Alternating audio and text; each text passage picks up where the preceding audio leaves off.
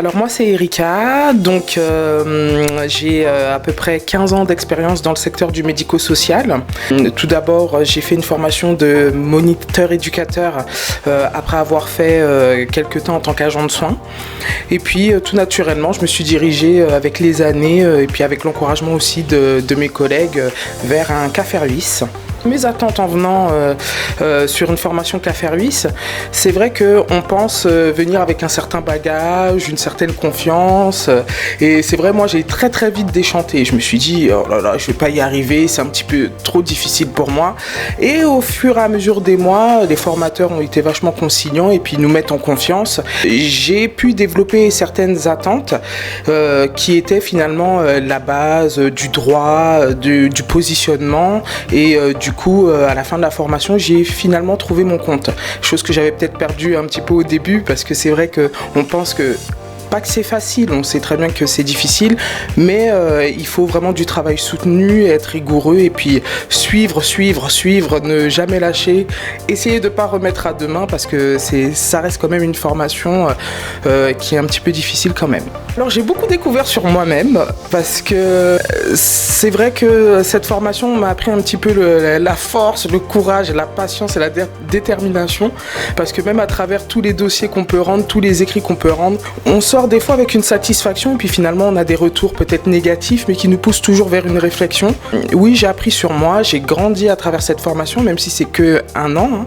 Moi je l'ai fait sur 12 mois, mais j'ai beaucoup appris sur moi-même et puis même quand on a envie de baisser les bras, il faut savoir trouver un petit peu les ressources qu'on a pour remonter un petit peu la pente et puis finalement obtenir ce qu'on a obtenu, le CAFERVIS. Alors la pédagogie, je vous aime tous, hein, les formateurs, il n'y a aucun problème. C'est vrai que au départ, des fois, quand on recevait les consignes, je me disais pourquoi on fait ça comme ça, pourquoi on fait ça. Il y a toujours une part de critique au début et puis après je réfléchis, je bosse et puis la finalité, lorsque je rencontre les formateurs, qu'on discute, qu'on échange finalement et puis à la fin je leur dis mais en fait vous connaissez votre métier quoi.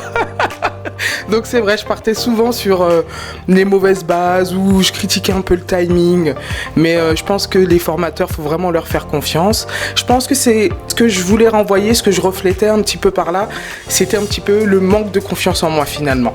Ça s'est traduit comme ça et puis aujourd'hui avec du recul, je vois très bien que si ça devait se passer comme ça, c'est que ça devait se passer comme ça et puis il faut faire confiance un petit peu à la pédagogie. Puis Initiative, ils sont vraiment au top, ils accompagnent vraiment jusqu'au bout. Donc en tout cas ça a été le cas pour moi, donc voilà, il faut faire confiance à la pédagogie et puis l'Initiative, ils sont vraiment au top.